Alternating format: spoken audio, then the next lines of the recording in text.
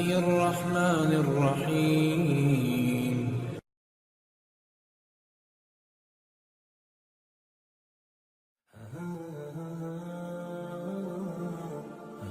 مناقب میں ابو القاسم کوفی سے منقول ہے کہ ایک دفعہ حضرت عمر رضی اللہ تعالیٰ عنہ کے پاس ایک غلام کو لایا گیا کہ اس نے اپنے آقا یعنی مالک کو قتل کر دیا ہے۔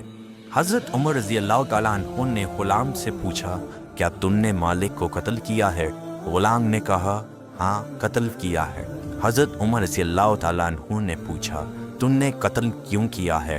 غلام نے کہا بات یہ ہے کہ اس نے اپنے مالکانہ حقوق کا ناجائز فائدہ اٹھایا ہے اور مجھ پر غلبہ پا کر فطرت خلاف ہو کر میرے ساتھ بدفعلی کی۔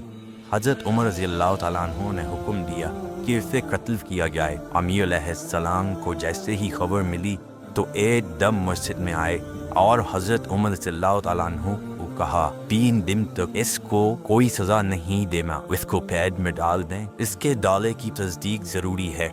حضرت عمر رضی اللہ تعالیٰ عنہ نے کہا جب وہ خود اقرار کر رہا ہے تو پھر تصدیق کس چیز کی؟ امیر علیہ السلام نے فرمایا اس کے مالک پر الزام کی تصدیق ضروری ہے۔ حضرت عمر رضی اللہ تعالیٰ عنہ نے کہا لاش سے الزام کی تصدیق کیسے کر سکتے ہیں جبکہ وہ دفن ہو چکا ہے؟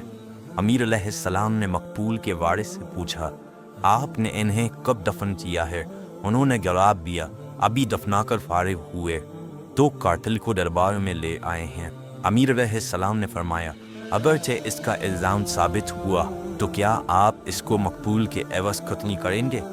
حضرت عمر رضی اللہ تعالیٰ عنہ نے کہا اگرچہ الزام ثابت ہو جاتا ہے تو کیا یہ قاتل نہیں رہے گا؟ امیر علیہ السلام نے فرمایا کیا اسلام کسی مسلمان کو اس بات کی اجازت نہیں دیتا کہ وہ اپنی پاک دامنی کی حفاظت کرے؟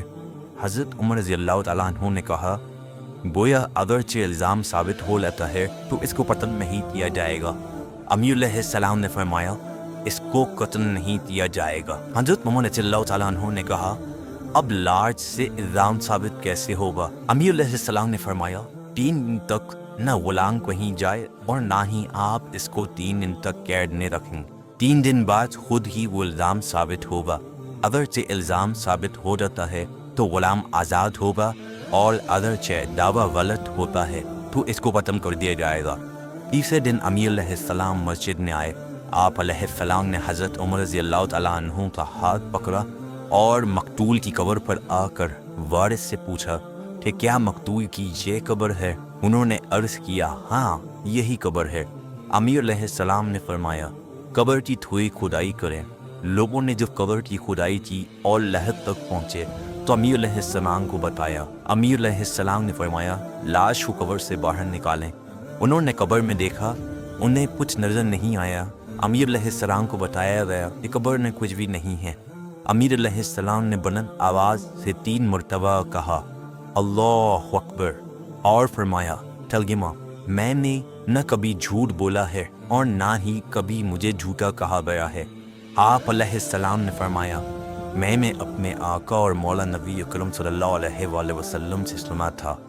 آپ صلی اللہ علیہ وآلہ وسلم نے فرمایا تھا کہ میری امت میں سے کوئی بھی لوط علیہ السلام کی قوم جیسا عمل کرے گا اور اسی حالت میں مر جائے گا تو اس کو لوط علیہ السلام کی قوم جیسے عذاب سے میری امت ہونے کے باعث 3 دن تک مہلت ملے گی۔ مرنے کے 3 دن بعد وہ اپنی قبر میں نہیں رہے گا۔ ملائک اسے وہاں سے لے جا کر لوط علیہ السلام کی قوم کے پاس پہنچا دیں گے۔